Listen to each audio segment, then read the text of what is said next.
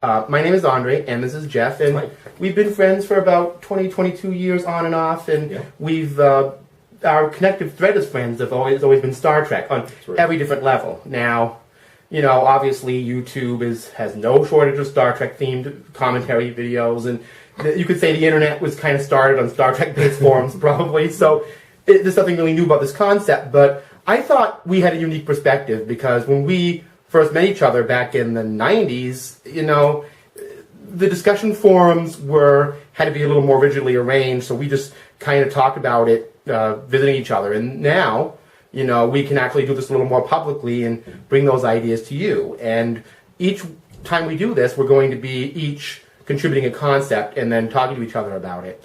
And I picked the concept for this pilot video, as it were, of the Universal Translator, which could be a big rabbit hole of a subject, but try to break it down.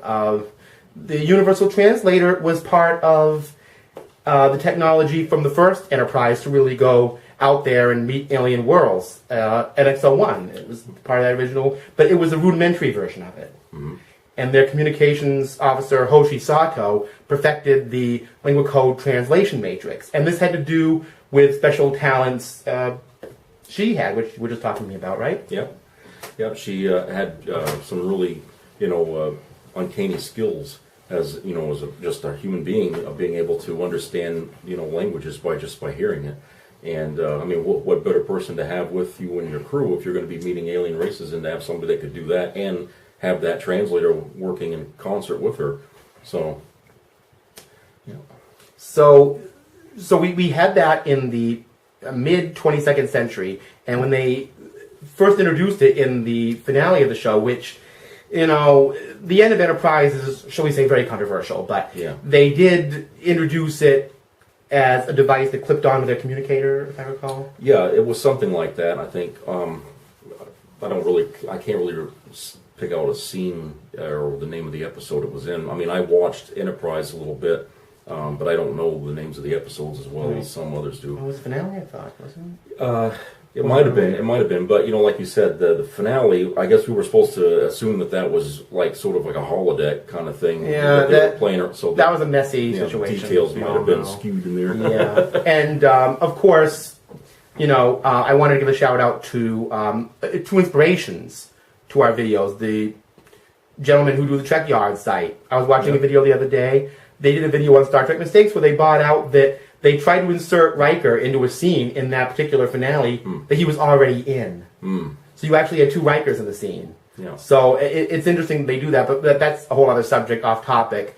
Maybe we need a universal translator for Star Trek. Yeah, filter while we see filter out some of these little errors people do for whatever reason. But anyway, generally speaking, that's the origin point of it. Now, one of the things about the universal translator I appreciate was that it really progressed as a technology as Star Trek went. Now, Star Trek was originally just Star Trek, and then many years later, over a decade, they did Star Trek The Next Generation, and so on and so forth. But that series did something that a lot of Star Trek series in the 21st century have not done. It leapt into the future of that world. 75 years, and all of a sudden technology was very different. And they all of a sudden changed things. But in the original Star Trek, because Enterprise came way after, it was one of the last Star Trek series, but it was actually taking place before the original show. Yeah. So when you get to the original show, taking that time differential into account of when the series took place versus when they existed in the Star Trek world, by the 23rd century, by the time of Kirk and Spock, the comm systems of shuttlecrafts and starships had universal translators integrated into them naturally, and they just adapted as such. And we were talking about one example where this could be a very important thing. In the Star Trek episode Metamorphosis, they were dealing with this energy being referred to as the companion, who did not have a verbal tone, and they had to use some kind of universal translator to read its brainwave patterns and get a translation matrix from this to establish the companion's story. And this universal translator looked like a microphone, hypospray, flashlight. It was very bulky. Yeah. Yet, it looked basic, but we have to assume that anything, in that time period, if it looked basic, it was highly technical. Right. As you could see when Spock opened it, there was some technology inside. But the point is that on Star Trek, of course, being the 60s, when they would go down, the uniforms were just uniforms with patches, so shirts with patches. So when they beamed down to a planet and they encountered an alien, what would end up happening is that they would sometimes speak in perfect English to each other. And, so the question I'm just asking is that, do you think a version of the Universal Translator was just integrated passively, working in the background into the communicator, into the flip phone inspiring communicator they use in TOS? Yeah, I mean, it's certainly possible. I mean, if we're going to take a jump from Star Trek Enterprise and go into the TOS era, we have to assume that some advancements have been made at that time. Right, because you have in the initial in Enterprise, the communicator is connected to the translator. That's how it's used, because you have to have obviously some way to talk. So the communicator would be the translator to the different voice, but the universal translator would translate the language. That's right. So obviously it makes sense as time went on, maybe a century. I think Enterprise was about a century, 110 years, maybe 104 TOS, I think. Yeah, I'm guessing it was probably about maybe almost 100 years before, TOS era. Yeah. Right. Well, TOS era. I mean, say 100 years before Captain Pike would be more accurate. 10 years before Captain Pike, right? Yeah. So the whole thing of that was that it made sense to miniaturize it. Yeah. Now with Star Trek's progression, we leap into the Next Generation era. By which time the communicators are no longer handheld devices. They have become badges, comm badges. And, with communicators, that could be a different subject, but that is integrated with the translator. You'll see in a minute. Because if you look back in episodes of the Next Generation that deal with the years prior to TOS, the comm badge communicators would have probably existed about, would you say, 25 years before TNG? Yeah, I mean, because I believe when they showed the Enterprise C, in that episode, was it? Did they have the comm badges? I the think Next Generation comm badges? I don't. I think what they did is they had the comm badge kind of integrated into the old movie badge that we see. I haven't watched yesterday's Enterprise. Did they actually touch that and start talking? I think so. I mean, because I think that what it was is I think because they weren't on the ship with communicators. I think the captain was speaking to what's his name, the lieutenant there that was. He was kind of acting as first officer for her because most of the crew had was done he the guy involved with Tasha Yar? Yeah. Castile? Yeah. Was his name Castile? Yeah. I think, when they were talking to each other, they had used that as a way to speak to the rest of the survivors. I never noticed that. I have to go back and watch yesterday's Enterprise again because that's a very famous episode. Yeah. But, I noticed different things, but I never noticed Lieutenant Castile touching that comm badge, because they did, if I remember, they had the movie era comm badges, the look at least. Yeah, they had the same old, the uniforms, they just didn't have the undershirt for the jacket, with the collar on it, they just kind of removed that. Yeah, and this could be a conversation on communicators now. Like I said, that dives into this, though. Yeah. You gotta wonder, though, and just, maybe we can dovetail this into another conversation later, why when they had those little communicator, I can't pronounce that word, they used to call it that, coalesce, the kind of brassy, whatever, the big thick pins, coalescence. I can't remember how you pronounce that. Yeah. You probably know what the word is out there if you can help me pronounce it properly. But anyway, the point is that the pin, when they had those big pins rather than the patches, you have to wonder, why didn't they just integrate that in like Star Trek 2, that little tapping thing? But I don't know. They have their reasons. I guess they wanted to make new communicator props. Maybe, I don't know. Yeah, I mean, I think. When they did the Next Generation, they just wanted to show a progression of technology. Right, yeah. Remember how the phasers in season 1, they were just these little things? Oh, the crickets, yeah. They had a Riker's finger or whatever. So we're supposed to assume that was probably the same power as the handheld phasers that they used in the movie era. There's a reason why they didn't probably use that cricket, because it looked like Riker was like... Well, you couldn't really see it. E.T. phone home. But it seemed, I guess it was like, there was a pocket in the uniform that they had it in, so it kind of could take it out. That little tiny thing, yeah. But the communicator, I mean, they obviously weren't, the Next Generation, they had these little rank pip things too, but they didn't touch those to be communicators. It was this big thing, so, like I said, they could have, but they didn't do that. Yeah. But those communicators I'm talking about now, the ones that are pin-like from the Next Generation, they had a universal translator built into that. And we found that out on another series called Voyager, where Captain Janeway is talking to a group of people who were frozen in 1937 and wondering why they all understand each other in different languages. And she points to her communicator badge and says, Universal Translator. And I'm assuming she's not pointing to her heart. Yeah. I mean, they installed it in people's hearts. A bit weird. There's a point in that area, and that's where the communicator is. So I'm assuming it's in the communicator. Now, of course, another thing, Next Generation, similar to the old series, there are many times where communicators are just gone for whatever reason. There's been a problem, and the characters, sometimes aliens, are portrayed as speaking perfect English to each other. But that brings up another topic. In that situation, would you have to have a little bit of suspension of disbelief? I guess we're supposed to figure that maybe one of them has it. Would that be it? Maybe, or because I don't know. You see, remember when they had the Ferengi going back in time? Little Green Men. Yeah. Deep Space Nine. And they had the translator in their ear, but once they fixed it, the humans could understand them, even though they didn't have a translator. So it isn't a two-way thing. So it's like, it's just got a lot of power. I mean, to make everybody in a room understand each other. This has been discussed a lot on the TrekYards site, but they were talking about, I think it was Andrew Probert. I don't know if you've seen this episode of TrekYards. They were talking about the issues with, Gene Roddenberry's rules of warp drive, that the nacelles had to be this way and they had to connect to each other and all that. Do you think with the Universal Translator the rules are quite that rigid? Because obviously, if one person can hear something, very loose, right? Because obviously, Mm-hmm. you couldn't have the Ferengi say, "Oh, here's some magic little translators you can have to hear us." Yeah. So it's just perhaps it's a plot device, right? Basically, yeah. But in the show, it's a plot device, but there's other applications for it. Yeah. So, which goes into another issue.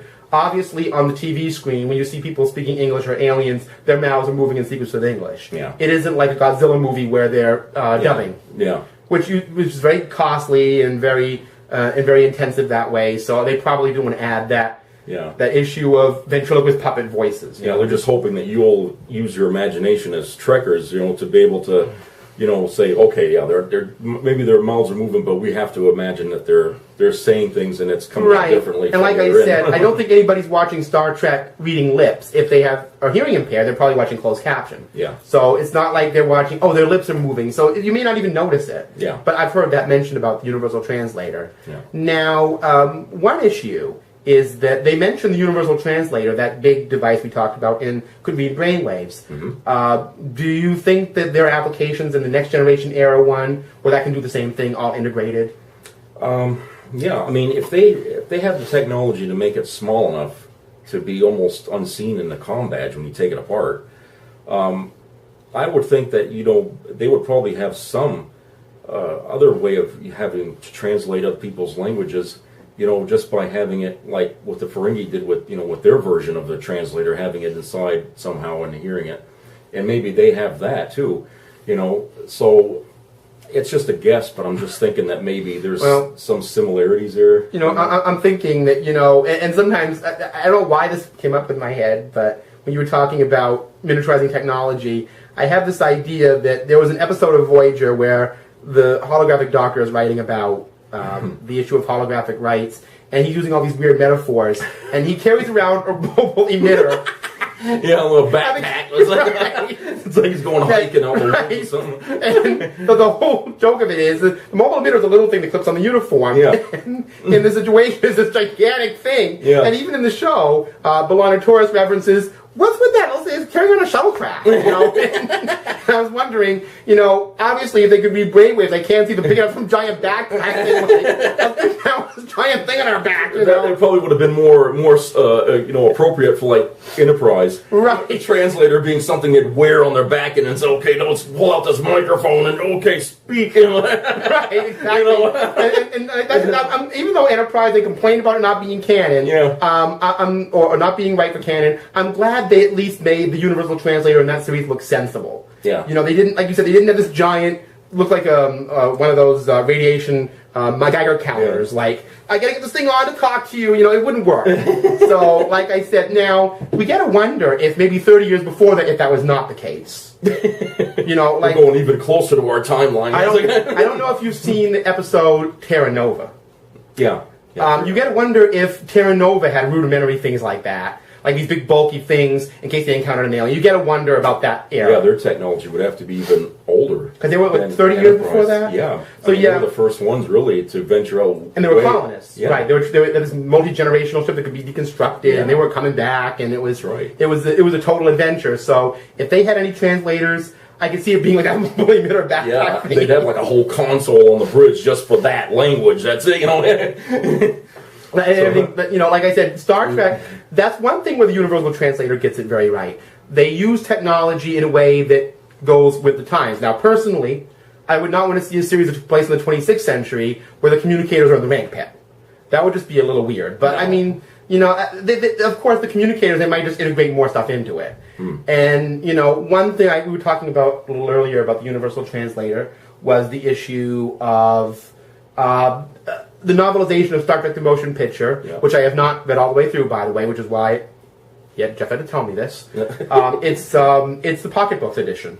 Yeah. And pocketbooks is not canon. Thank you very much. We've established that a million times. Yeah. It's not canon, except when they're writing about movie stuff. That's canon because it's in the movie. But there was a scene where you illustrated to me. Kirk was on some kind of safari. Yeah. Admiral Kirk was on a safari, and he got this mental image about this V'ger probe and what was it, the Amar being destroyed or something like that? Yeah, the Klingons attacking that cloud. And, right, and he was getting a report from Starfleet. Right. And it's like a telepathic image in his head. There was some gadget in his ear implant in his head. Yeah. And you were mentioning to me, I was talking to you about could a universal translator be integrated into that? And you said, well, anything like that could pose a problem because an enemy could kind of hack into that and could use it to mind control somebody very easy. Yeah. And that's one of the reasons why you think they didn't actually put it, because that was in the script you said, right?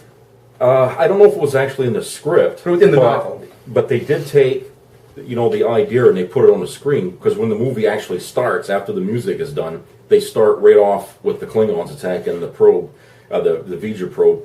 And that's, right, the Amar scene, Yeah, and so, but in the novelization, that whole scene right up to where, they say that it's heading to Earth, that whole scene was actually inside of Admiral Kirk's mind, that he was getting that report from Starfleet Command. Yeah, by today's terms, not how they make movies now, they would have just said Kirk on the safari and then zoomed into his eyes and would have seen all that. They would have done it in very I think it would have went over the heads of the audience, because after that movie came out, a lot of that stuff kind of did anyway, because the concept of the whole movie was really like, whew.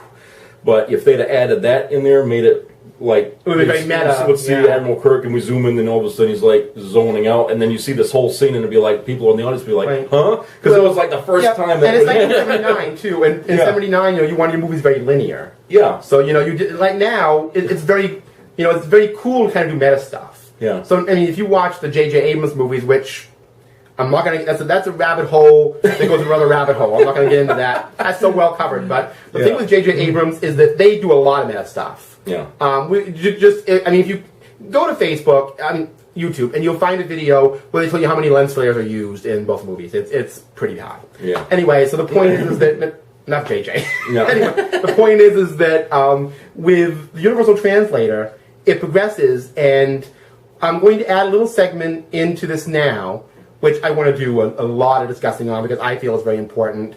It's going to be kind of a little side segment in all my videos, hopefully, that I'm going to call the social issue. And, how Star Trek has always been about social matters to me, take, as the great writer D.C. Fontana said, we could talk about things happening on Earth and then say, hey, NBC, it's happening on another planet, and that's how Star Trek always did things. They could use alien interaction and situations as metaphors for real Earth issues, which I think is still needed, but the Universal Translator fits in well to that, and you explained it very well a few minutes ago about how the Universal Translator fits into Gene Roddenberry's concept of a united Earth very well. So, yeah, because when you take away all the reasons that humanity goes to war today, and like you said, one of those reasons was the language barrier. Right. The translator removes that barrier, and I think at first when the translator was invented, I think it was used in that way. It was now we can understand our neighbors better. Now we can relate to them better, and then on top of that, we don't fight over borders, we don't fight over resources anymore because everybody shares everything. Of course, the invention of the replicator and the the food processor, which they had in the TOS area, they had all the stuff now that takes away all reasons for war. So what was left but just to venture out into space and see what was out there, basically. Well, that dovetails into another thing, and I was going to do a video on this in the future, but there might be a big one to cover. So, but we'll just kind of loosely go into this, because I want there to be platforms of future videos here, too. You mentioned the replicator, and, in Voyager, Tom Paris mentioned something in Star Trek.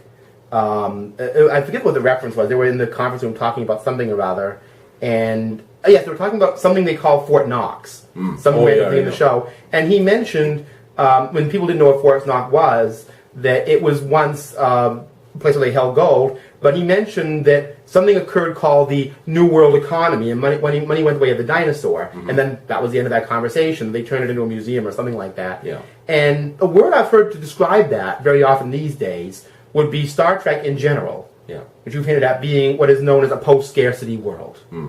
You know, and that doesn't just mean economically. That means, you know, the idea that you have the transporter. Yeah. You know, the idea that you have faster land vehicles, I imagine. The fact that people are connecting, you know, you could say it could be analogous to the way the internet's doing now with people. That people are connecting in a broader way across a broader area very fast. Yep. You know, but they're doing it physically. You know, you don't have to go online to talk to somebody around the world. You can just beam up. You know, and you have a replicator. So you know, in Star Trek II, even the Carol Marcus character mentioned problems with population and food supply. Yeah. Which all of a sudden you don't really hear about in the next generation. Yeah. So, but even in the 23rd century, there's some mild little scarcity. Well, I think when they were, I guess when you bring up Dr. Carol Marcus's, you know, work with the Genesis device and stuff like that. I think when she was saying, you know, the problems with, you know, food and stuff like that. Yeah, I think when the Federation started to encompass other worlds, they also shouldered onto them the problems these other worlds were having. Right, worlds that integrated in the Federation. And so they, as the whole, you know, the Federation as a whole would sit down and figure out how are we going to help each other out with this. So they were taking the philosophy that they learned on Earth of you know working together, and they were bringing it out into space with the worlds that were willing to join with them, and they were going to say, well, no one person's going to have the voice. We work together as a team to deal with these problems. Again, it all comes down to post-scarcity. Yeah. But like I said, you know, obviously that issue did exist by then. Yeah. But in the 24th century, you always get the impression with the Next Generation and with Deep Space Nine that the issues of population and food supply seem to mostly apply to non-Federation worlds, where the Federation kind of worked out a little bit of a system. And did it seem that way? Yeah, I mean, I think there was some, you know, like, there were probably worlds that, like you said, they weren't aligned yet with the Federation, but I think in trying to bring those worlds in was like with Bajor. They were right, that's a good example. They were trying to promise them some aid into this or that, because and then together decide if Bajor was not post-scarcity. Bajor had a lot of scarcity issues, but they weren't Federation, so they were thinking, okay. And that, because like I said, it implied, like in Star Trek II, that in the Federation there were, and you know, maybe some of the colonies too, because obviously humanity spread out into the galaxy, and they colonized other planets, and Mars was, I guess, terraformed, so I guess in those senses, you not only had to self-sustain Earth, you had to self-sustain the colonies, the Federation worlds have been bought in. So food supply. Now, the replicator is another story, so I'm not going to get into that now. We don't know when that was invented. But the Universal Translator probably went into that. And we saw a couple applications where the Universal Translator didn't work outside the Ferengi one. And another one was in Deep Space Nine with an alien race called the Skria. Yeah. Who thought the wormhole was a gateway to some spiritual place for them. Some paradise. Right, some paradise for them, and they were going to colonize another planet. Yeah. But initially the translator couldn't comprehend their language because they were from another quadrant. Yeah, because, see, the Federation hadn't pushed out in that far into the galaxy yet. And, you know, as they push out, they learn. That's the thing, you know, they learn as they go. But, of course, the Gamma Quadrant is, you know, so many, you know, light years away that, you know, this any being that was coming here from there was going to be faced with that problem of trying to communicate with us. On an internal issue with the Universal Translator, would you say that in the Gamma Quadrant, you know, we're talking about language here, that the Skria mentioned the Dominion. Do you think most Gamma Quadrant languages the Federation encounter are somehow based in the Dominion race languages? Because when they first met the Dominion, everything seemed to work fine language-wise. Yeah, well, I guess we were to assume the Dominion was very vast and it had conquered a lot of worlds. And so I think as being a subjugator to other worlds, you know, they forced them to kind of learn their ways, you know what I'm saying? Right, so that's why when they learned the Skria language or whatever, you didn't have difficulty with the Dominion languages. Yeah. You know, the Vorta, Jem'Hadar. Because once you learn the Dominion languages, you could pretty much translate all their other languages because they were, you know, integrated in. Now, could be another subject, but shapeshifters are language. Would you say that in terms of shapeshifters, do you think universal translation was just part of the whole shapeshifting thing? I think the idea of a shapeshifter was supposed to be a more advanced form of life, even more so than the what they would call the carbon-based. Right, because they mentioned in the Next Generation a zoological index for it. I think the word was elastomorph. Yeah. That could alter its genetic structure. So I think we can just imagine that perhaps the founders just had an ability to understand whatever language they were encountering because they were so advanced. Right, it was part of the whole thing. Yeah. It wasn't like, we're shapeshifters, but our language can't figure you out. It wasn't. So they're supposed to be more intelligent. So I guess just advanced race. Yeah. It's like a step between the Q and us. Is right. Like I said, with Q, it's easy because no one can do everything. So it's not you can't. You can't see Q appearing, oh, I have a type of problem with your language because they know everything. Because obviously they know every language, every offshoot of it. Yeah. So, the Q I don't count. But, with shapeshifters, I just wondered if you thought it was part of the whole advanced life form shapeshifting thing. Oh, yeah. Yeah, I really do. And like I said, if you wanted to measure it like that, you could just say, like the Organians, or from the TOS or, right, a step removed from them, even. So that would be a case of a universal translator as part of a being. Yeah. As part of who they are, because they're translating their bodies in a way. Because, their energy or their globular matter, such as the founders, and they physically adapt to your form and your language or whatever. It all's part of it. So, but humans, we have to build tools for things. Humans always build tools for things. I mean, now, here's a concept, just a future thing, for the possibility of a future Star Trek. And you mentioned this that's why I mentioned the Kirk thing a little earlier. Universal translator being an implant. Yeah, a lot of things. That could be a little problematic, maybe.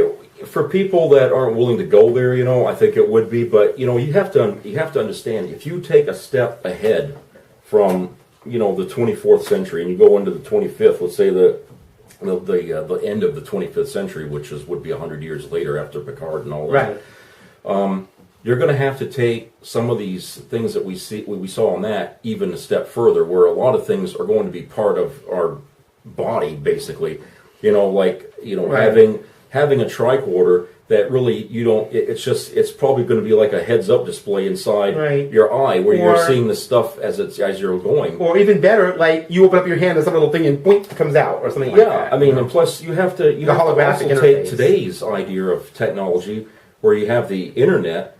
Well, now you have a starship up there that can feed you information as they're getting it, so you're not going to need devices except maybe a weapon, maybe if you need that. And I mean, they're getting in the late 25th century. We know they're starting to get into rudimentary time travel because we've seen that starting to happen. So the technology of space is just going to get, and with Voyager coming back with all the gadgets they had. Yeah. I mean, you're going to have with holographics probably walking around. Yeah. Holograms.